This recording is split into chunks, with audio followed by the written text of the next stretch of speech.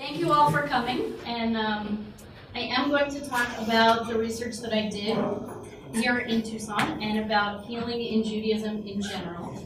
Usually when I talk about my research, I begin with a story or with something that explains to people about Tucson and being Jewish in Tucson. Since we're in Tucson, I don't feel the need to do that. You'll hear the voices of people from our community as I go on. But I want to begin today instead with two stories from my own family. The first story begins, this is my grandfather, my father's father, and my father's two older sisters. We think the picture was taken while my father was being born, or sometime around the time he was born, which is why they left the house, the two-room apartment on the Lower East Side. They went to the studio and had their picture taken. So this is a story about them. So in 1959, my grandmother, Gila Silverman, who was known in America as Gussie, collapsed in the hallway of her Lower East Side tenement. She was hospitalized, comatose, and dying from a massive cerebral hemorrhage. When my father arrived at the hospital, he found his own father, Moshe, the one in the picture here, distraught. An Orthodox Jewish immigrant from Poland, my grandfather, Moshe, was sitting in the hospital waiting room, bargaining with God. My father's parents had never gotten along. Their marriage was arranged between their families back in Poland. Their lives had been characterized by loss and hardship, and according to the stories, I never knew each of them, but everything I always heard about them was that they fought continuously and were rarely in the same room at the same time. But as Gila lay on her deathbed, her husband prayed to God to let her live. He said if God would let her live, he would give something back to God. He would give tzedakah, charity, to his synagogue. He would donate money to the synagogue.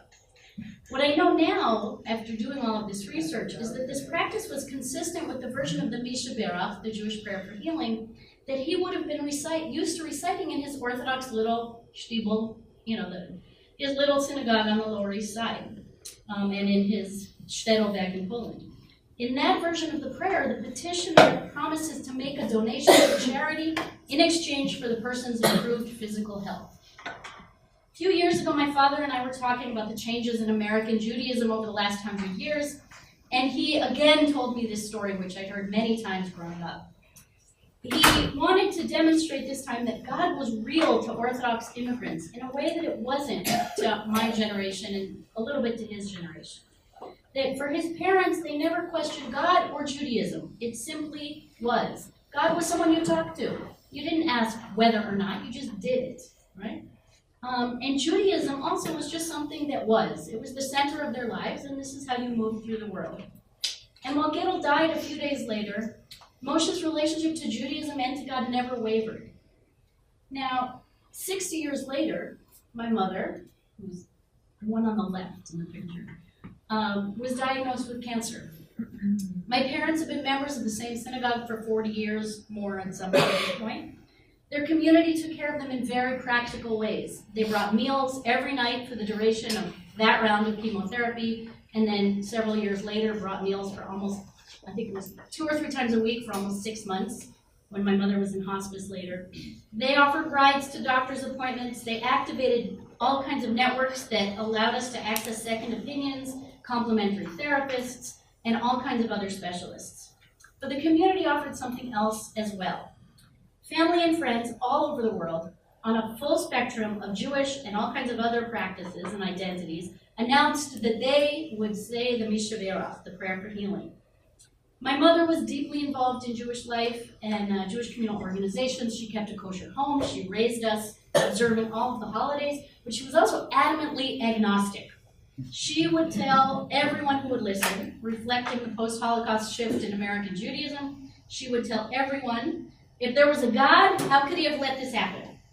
But when she got sick, she told me, I don't believe in God, and I definitely don't believe in all this prayer stuff, but I'll take all the good energy anyone wants to send my way. A few years later, I asked her what having all these people say the Mi Sheberach meant to her. She thought about it for a while, and she said, it showed me that I mattered to them. It showed me that my community really cared. It wasn't the food that showed her that. It was the Mi Sheberach. And she resisted the food, but she didn't resist the Mi Sheberach, which is a whole other conversation. So both my grandfather and my mother were praying for healing, and their communities were praying for healing. But what really were they praying for? That's the question I want to look at today. So Judaism teaches us that we can analyze a text at 4 different levels, right? We have the pshat, the simplest meaning of the words, the remez, what is hinted at by the words, a drash, a deeper commentary that comes out of the teachings, and sod, a secret mystical meaning. So on a very simple level, on the pshat level, my grandfather wanted his wife to live, and my mother wanted her cancer to go away. Very simple. If we look only at this, the prayers of both of them and their communities failed. My grandmother died, and many years later I was actually named for her. And my mother lived 5 years longer than her doctors ever expected, but the cancer never went away completely. At a remez level, the stories kind of hint at something a little deeper. We might try to explain these different stories by saying that my grandfather's immigrant Lower East Side Orthodoxy was clearly very different than my family's American conservative Judaism, or than the Judaism here in Tucson, which this picture was taken at THA a couple of years ago, than the Judaism that's being taught to our children and celebrated at the Siyum party here at THA. But I think we need to take a deeper look at this. That's not enough at that level. We need to look beyond the pshat to really understand what we mean here by healing and what's happening when people are praying. As an anthropologist, I recognize that all aspects of culture are interwoven with all others, so each must be understood within the context of symbolic systems, historical developments, relationships of power. So the meaning of Jewish prayers for healing, of prayer, of healing, of Judaism, of each of these things, are intricately linked to the meaning of being Jewish in today's world, in this particular time and space. And this is clearly, it's clear in the 2 stories I told you already, and it's going to become even more clear as I go on to tell you some of the stories that I've heard in my research. Most of the studies of prayer and healing focus on specific prayer practices and whether they produce particular physical outcomes. So they have somebody doing distant prayer, they'll have a prayer list, and we're praying for these people who are in the ICU, and then we check their blood pressure, and we wanted to see if their blood pressure went down. We wanted to see if people who were prayed for had shorter hospitalizations. Okay? That's typically the way prayer is studied in a biomedical context. But the research I was doing, I wanted to ask a different question. I wasn't interested so much in does prayer work, and I always put that in quotes because I'm not sure what work means in this context. I'm interested more in what does prayer do? And what does prayer do in a place, America, in this was 2014, 2015, but still true today in 2017, where our Judaism is increasingly personalized. We look for things that are meaningful to me, and we're less committed to the belief in God or in a sense of communal obligation. Our Judaism is really defined by personal choice and individual meaning. So given this context, I wanted to understand why prayers for healing are becoming so popular. Why are we seeing them all over the place? And what can they teach us about what it means to pray and about what healing is? So let me first define a little bit what I mean by Jewish prayers for healing. As an anthropologist, I'm building on the ethnography literature and then anthropology literature. Ethnographers of religion have found that in the United States, religious practices for healing are rarely practiced in isolation. They're part of a more pluralistic and diverse approach to healing. Again, I want to specify this is here. I'm not talking about Pentecostal healing in tribal Africa, which is a whole different context, completely different. And a lot of the research on prayer and healing is in those other contexts.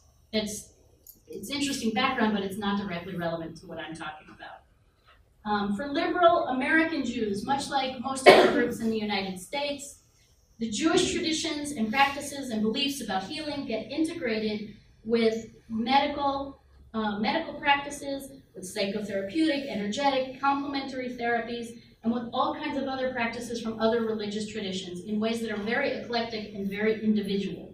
I didn't do this in my research, but I should have asked people what they were doing for their healing, and just from my conversations, everyone had a different list, and they were incredibly varied. Within this context, the Mi Sheberach is only one of the things people are doing. So the Mi Sheberach literally means the one who blessed. Many Jewish prayers begin with this formula, but the one that's kind of most known among American Jews, if you say the Mi Sheberach, you mean the prayer for a sick person. This version, there are many versions. This version is the Orthodox version. It's one of my favorites. Most people have never seen it, but most people who are not Orthodox have never seen it before. I'm going to put it up there while I talk, and we're not actually going to talk about this, but it's fascinating, and I wanted you to see it. So for the most part, the Mi Sheberach calls on, the one who blessed our ancestors to bless the ill person or all of the ill people in our community with a quick and speedy recovery, a healing of body and of soul. It's recited at a prescribed moment in the morning, in the Shabbat morning service, and also in the daily service. And it's usually recited by the community on behalf of someone who is seriously ill. It's a moment, a few minutes out of a 3-hour service in a more traditional service, a few moments out of an hour service in a less traditional service. But over the last 30 years, ever since the introduction of a modern version of the prayer, written by Debbie Friedman, and I'll put her version up in a minute, the Mi Sheberach has come to occupy a more central place in Jewish ritual and Jewish imagination. Synagogues now have Mi Sheberach lists. None of what I'm about to say will be foreign to most of the people in this room. This will all sound very familiar. They might have these lists, might be several pages long, and they're read during the service at this moment. In some synagogues, all those with ill family members line up at the front of the room or line up next to the Torah to recite the names and say the prayer. In others, the rabbi asks, there's a pause and people stand up and call out names. And then the prayer is sung together. Often people are holding hands or hugging each other, put their arms around each other as they're singing the prayer. At some synagogues, they're using the traditional prayer, some variation of this, which again, we'll get to other versions later. And at others, they're using more commonly, and especially in the Reform movement, you're seeing this one, which is Debbie Friedman's version, which is, again, as you can see, it combines Hebrew and English. She's using gender-neutral language, and she's replaced healing of body and spirit with renewal of healing of body and renewal of spirit. And in some places, you'll just see a simple chant. People take the biblical line, Ana elna fanala, please God heal her now, which Moses said for Miriam, and you'll see that said. So there's a lot of variation in the way this is being done. But what's interesting to me is that it's everywhere, right? 30 years ago, no one saw the Mi Sheberach. Maybe someone was in the hospital and they would get up and say it. Now you have multiple versions. They're being said in every service. You also have all kinds of new versions. You have Mi Sheberach for caregivers, for healthcare providers, for people going through specific treatments, for specific conditions, for chronic conditions, for acute conditions. And I'm sorry, I wanted to put a few of these up for you to look at, but my computer wasn't cooperating and I couldn't get them onto the slides. So I have those. If anyone's interested in lots of other versions, I'm happy to share them. I can email them to you.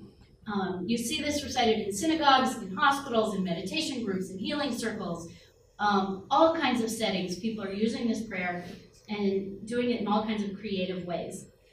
A lot of things have been written about this over the last 20 years or so, and almost all of them state very clearly, we are not praying for physical cure. They also state very clearly, we're not asking God, whatever we understand God to be, to cure only those we are praying for. Someone explicitly told me, that would be against my theology, to think that the God I believe in is not a God who would only cure people for whom I say this prayer. That would be a very picky God, and I don't want, that's not the God I want to believe in. So they say more broadly, we're praying for healing in all of its forms, and it may look like many different things that we don't know what it is. And a lot of this is coming in response to what you see in the Christian world. So people are very eager to say, we are not like those faith healers. This is not a Christian revival. That's not what we are doing. You will not come to the front of the synagogue and have this said and, no longer be blind, whatever the story is. Rather, the focus here is on using Jewish traditions and resources to help address the emotional and spiritual aspects of illness and loss. Now, I just want to note there's, lots and lots of things have been written about this. Almost everyone I spoke to in my research, I did a series of interviews, mostly in Tucson, but also nationally, And most people had never read any of these essays, any of these blogs, any of these books. They didn't know about them, they hadn't seen them. But yet the conclusions that they came to out of their own experience paralleled what was written in these books, which I found really fascinating. Clearly there's something in Jewish tradition that is leading to these experiences. You don't need the expert in the book to tell you that this is what this prayer means to you. So I want to talk now about my research and what I heard. This took place sort of very slowly over about 1.5 years or 2 years. I spoke with a lot of rabbis and cantors, with chaplains, with people who were ill, with people who said the Mi Sheberach for other people who had it said for them, people who said it for other people. I was explicitly not talking to Orthodox Jews. The context is completely different in Orthodoxy, and that's not who I was talking to. I wanted to know what this meant to people in Reform and Conservative, unaffiliated people, people who did not have my grandfather's sense of a relationship with God and a relationship and an understanding of God as the source of healing. I wanted to look at a more broad perspective. A lot of these, they were informal interviews. I sat in people's living rooms and kitchens and over coffee, and we just talked. And I heard amazing stories. So what did I hear from all of these people who generously shared their stories with me? As an anthropologist, qualitative researcher, we take what we hear and we have to come up with themes. So I'm going to share with you some of the themes. I will say very clearly right now, I am an anthropologist, I am not a statistician. So do not ask me what percentage of people said this or what percentage of people said that, because I don't know. That's not I was not interested in the statistical analysis, I was interested in people's stories and how people make meaning. And meaning, in my opinion, is not quantitative. So let me share with you some of the things that I heard. And again, I think of this, if we go back to that Jewish analysis framework, it's primarily Rash with a little bit of Sod thrown in. That's the hinting and the commentary, and there's still some room for mystery, for sure. These are things that people spoke of, they hinted at, and that were below the surface of what they talked about. And I'm just going to leave that up here while I'm talking about what I heard from people, because I think it's lovely, and I don't have pictures of people I talked to because it was all confidential. So you can look at that if you need to look at something that's not me. So for most of the people I spoke with, the conversations that we were having as part of my study were the first time that they had ever tried to articulate their hopes and expectations from these prayers. Most people, when I asked, what did you expect when you said this prayer, or what did you expect when other people said it for you, most people had no idea. There were long pauses. I mean, they just went silent. They didn't know. They found the question very difficult to answer. After a while, people would say something like, actually, when I said the Mi Sheberach, I didn't expect anything to happen. And if I specifically said, did you really think so-and-so would get better? Did you think the cancer would go away? Did you think they would get out of the hospital sooner? They would actually laugh at me. They'd say, no, of course not. That's not what it was about. But mostly they said, no, I didn't expect anything. A lot of people said something along the lines of, I guess, I don't know, can't hurt, right? Maybe, might do something. I know it won't hurt them. It might help them, so I'll do it. A hospital chaplain I spoke with described it this way. He said, most people are very scientific. They're intellectually skeptical. They're questioning. But they're moved to tears when I say the Mi Sheberach with them at the hospital. There's a big difference between what we hold intellectually and how we respond to life and death emotionally. And often these emotional reactions are what we can't articulate, right? We don't have words for them. They're embodied, they're sensory, they're not cognitive verbal experiences, which as a researcher makes them really hard to study. What I found was, when I was going back through my interviews, it was incredibly complex and incredibly contradictory, as Jews, right? 2 Jews, 4 opinions. So people would say one thing and a minute later contradict themselves. They would say, oh, I believe this, but I also believe that, and that doesn't make any sense, and I don't know, let me think about that. But that's who we are. That's what being human and being Jewish in today's world is: confusing, it's contradictory, it's complex. And that's what I was trying to understand. So the most common themes that I heard, and I'm going to talk about each of these a little bit, was feeling connected, finding comfort, finding a sense of agency, of the ability to take action, and the creation or reinforcement of an identity. So the first theme that I heard almost everyone I spoke with was connection. We live in a time and a place, American society is all about independence, right? And so people feel very isolated when they get sick. And when you ask them, how does the Mi Sheberach make you feel? They all said connected. People connect to many different things through this prayer. It might be to each other as individuals, it might be to their community as a whole, to traditions, to ancestors, whatever that means, to God, which meant many different things to them. And I have a separate paper. I'm not talking about this today, but some colleagues and I specifically wrote a different paper, which is, I think, the one that David's famous quote is referring to, which was actually looking at the complexity of how people talk about God. So I'm not going to talk about that so much today. And people are also connecting to this experience of being ill in ways that they don't understand. It gives them a chance to stop and pause and reflect on what's happening for them in their own illness. Sometimes the connections are very practical. When someone stands up and says a name that no one was expecting, it notifies the community that someone needs them. So several of the rabbis told me, it's kind of like a bulletin board. It tells me what's going on in the community. And I've seen people do this at services. Someone stands up, says a name, you see it register in people's minds, and then afterwards people very quietly go over and say, what's going on? Do they need us? What do they need? Sometimes also I've seen it in the other direction where a rabbi will say someone's name and will explicitly say, so-and-so is on our list, they want visitors. So-and-so is on our list, they don't want visitors, right? So it's, again, a way of communicating information. One of the people I spoke with who had not discussed his cancer publicly, but it was not a secret, but he wasn't talking about it to a lot of people, said he received a note in the mail from their dentist. The dentist said, I saw your name on the Mi Sheberach list. I hope everything's okay. That was the whole note. So traditionally, the Mi Sheberach was an individual for an individual. It was the immediate family saying it for someone who was very sick.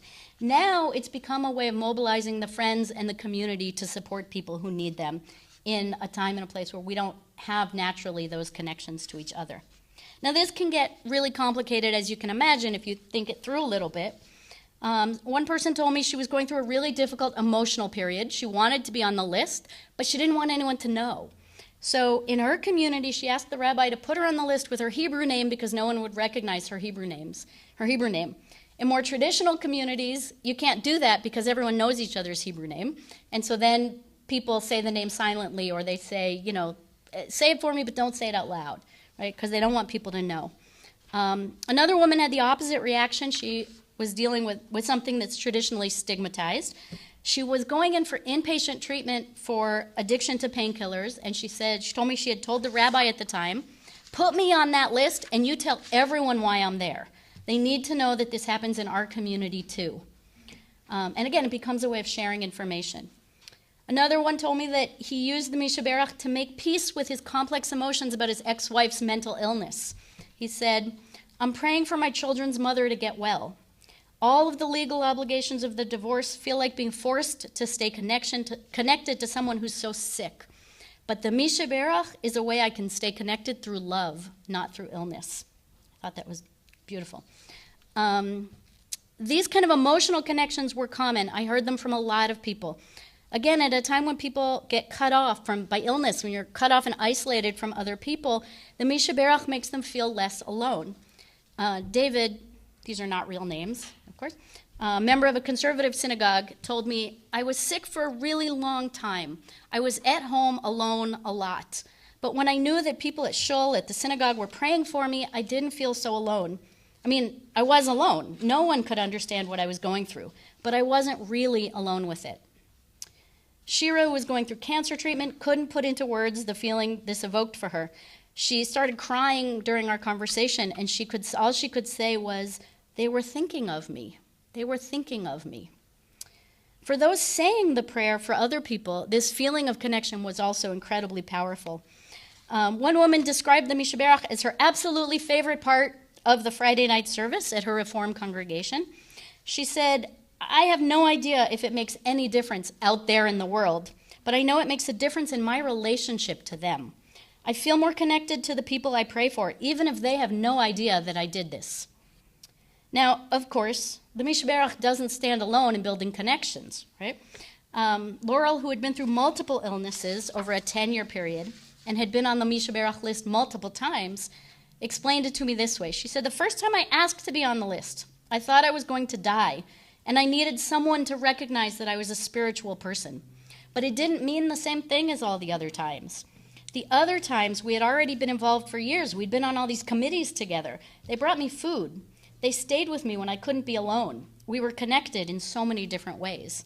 And I love that, especially because any of us who have been on committees, you know, we have a lot of mixed feelings, right, about being on these committees. They're not always positive experiences. But in this case, the committees were actually what built the relationship so that when she needed these people, they were there and she knew them and she trusted them. So there's a pre-existing context for all of this connection, right? You can't be on the list if you're not already connected. If nobody knows you're sick, they can't put your name on the list. So there's a challenge there of how you use this to connect people who are even more isolated, right, where no one knows they're sick.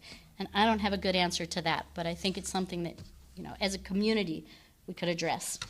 The second thing people talked about the most was comfort. They couldn't really describe, again, like the connection, they couldn't really describe what comfort meant. A lot of times I heard metaphors. One that I heard more than once was the Mi Sheberach is matzo ball soup for your spirit. Often it was just physical gesturing. People would say, you know, it just feels good here, right? It's just here. It feels good. Those who could put the embodied experience into words identified a number of emotional benefits. It provided some sort of emotional relief, which people often described as acceptance, right? Both for those saying it and those for whom it was said. A man described standing up to say his father's name and realizing it was the first time that he had made a public acknowledgement that someone he cared about so deeply was that sick. And he had to in order to say the Mi Sheberach, he had to come to terms with the illness. A number of people talked about this giving them strength at a particularly difficult time. Russell, who regularly said the Mi Sheberach for one of his closest friends who was facing advanced cancer, said to me, you know, when you say the Mi Sheberach, you come to it from a place of worry, anxiety, and brokenheartedness. But it does something, not physically, biologically, well, maybe it does, but it gives you strength. Now, of course, then the question is, what do we mean by strength, right? So strength means lots of different things to lots of different people. For some people, it was reinforcement that they could cope with what was happening. For others, it was a reminder that they were making brave and good choices for the sake of their health. One woman told me, she said, I chose to have this surgery, but I have a lot of fear. When I think about Debbie Friedman's words up there, help us find the courage to make our lives a blessing. That's so meaningful. I would really like to be blessed with courage this week. And for some, the Mi Sheberach reduced the stress and the fear associated with a very serious illness. Miriam reflected back on her thoughts before a really complicated surgical procedure. If I remember the story right, it was going to be like a 10-hour surgery that she was heading into. And she said, I really thought I was going to die. I was terrified. But the rabbi came and we sang the Mi Sheberach over and over again, and I knew that the congregation was saying it for me too, that my friends and community were thinking of me. And somehow, by the time they wheeled me into the OR, I was calm. I was okay. I don't know what happened, but I was so grateful. I want to move on. The next theme is this idea of agency. Right? So this is something social scientists talk about a lot. It's the ability of individuals and groups to contest or resist or negotiate with cultural norms. And it's clear from my interviews that prayer becomes a place of agency at a time that is increasingly characterized by medicine and technology, right? So even though people are immersed, you know, these are all ill people, they were immersed in the biomedical world and their lives were being controlled by biomedical professionals. Many people talked about the mystery of health and illness. And I kind of think this is getting us a little bit to the beginning of the sod, the secret levels of prayer, right? They said that prayer gave them a sense of control at a time when they felt completely vulnerable and helpless.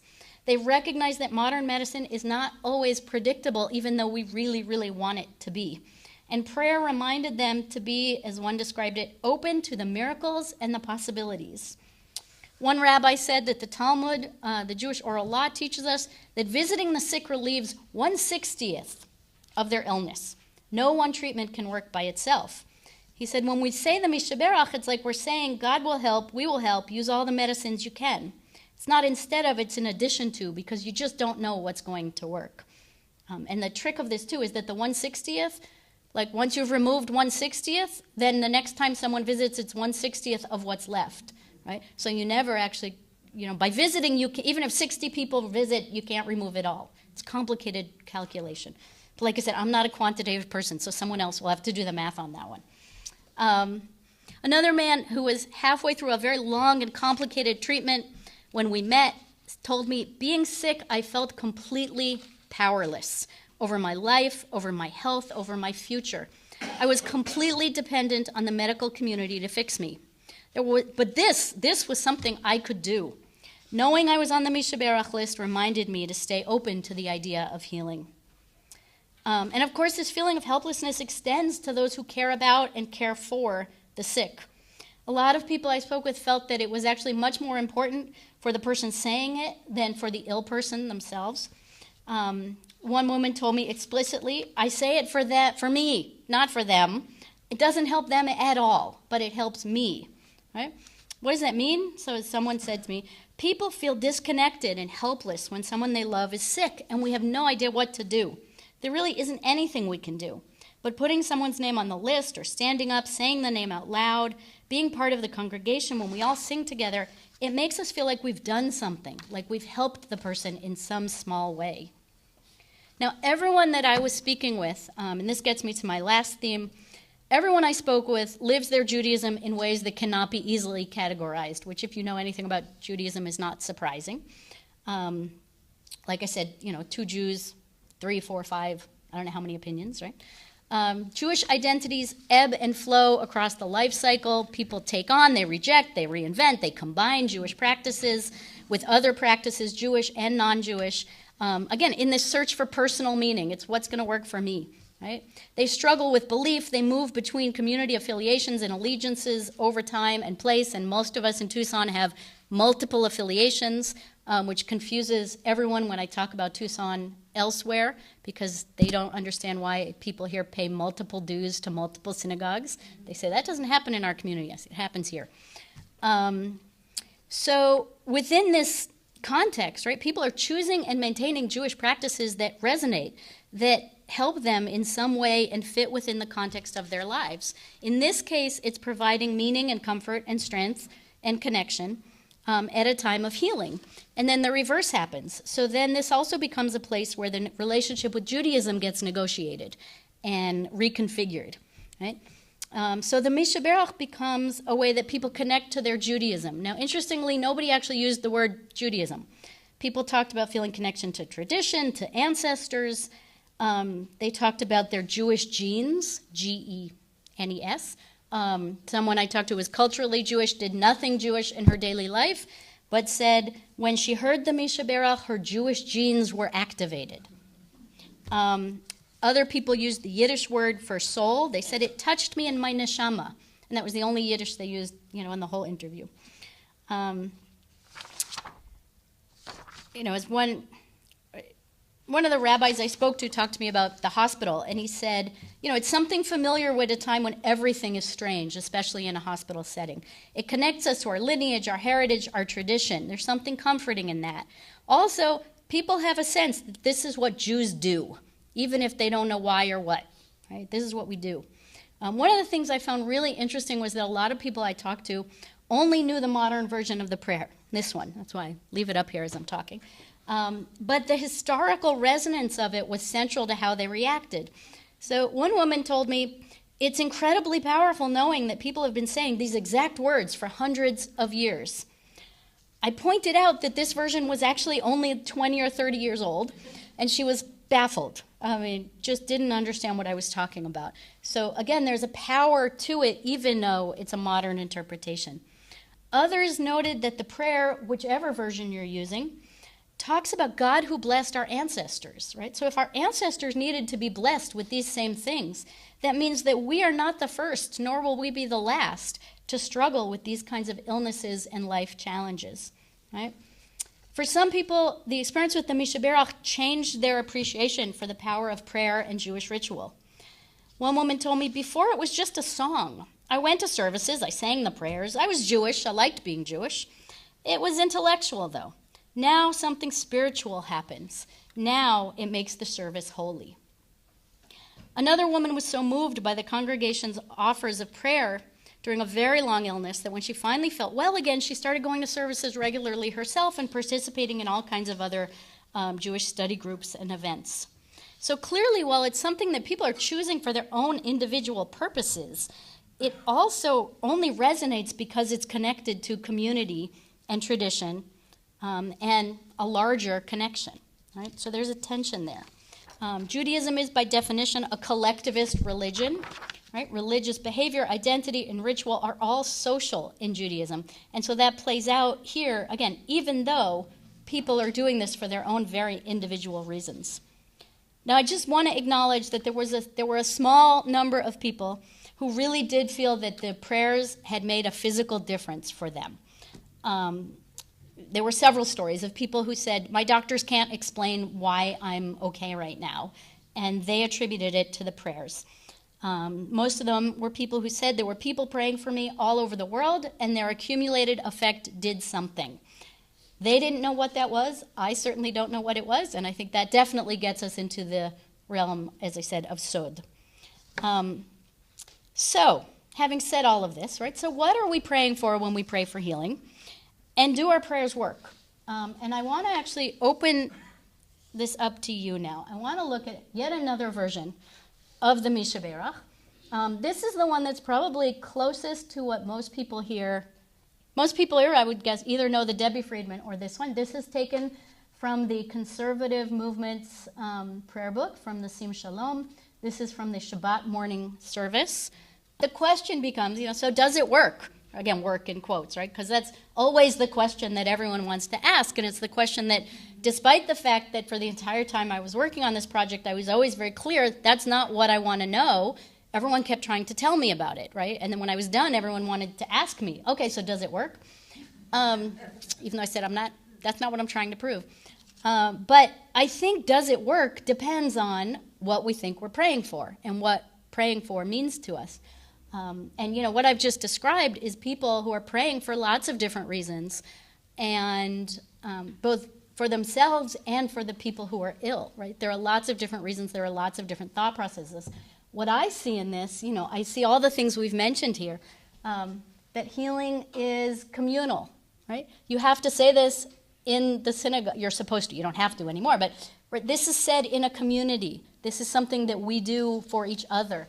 That healing involves the spirit and the body, that it involves our emotional responses and, our physical responses, that it is something we request from God, but that also, and I'm just realizing, it's interesting, I'm realizing this version doesn't talk about the community as much, but in other versions it's very clear that it's not only from God, that some of it is from God, but that it's also that we as a community are making healing happen. And in the ones that explicitly talk about giving charity, it's also because I take care of my community through that, then my community will be healed. Right? So all of these things, I think, make up what our prayer for healing is about, and whether or not, it works, and what its impact has, what prayer does in all these different ways. So just to conclude, and then we have some time for questions.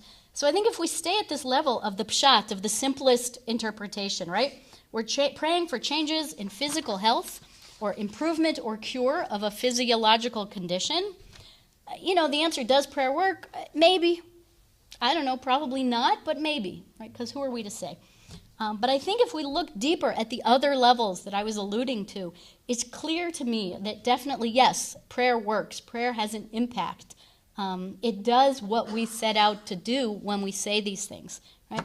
What I found was that prayers for healing led to feelings of connection, as I've described, to community, to ancestors, to tradition, that these prayers can transform fear and anxiety into comfort and strength and acceptance. For some people, they can promote a process of spiritual transcendence. For others, they provide a sense of agency, an ability to take action at a time when they can't.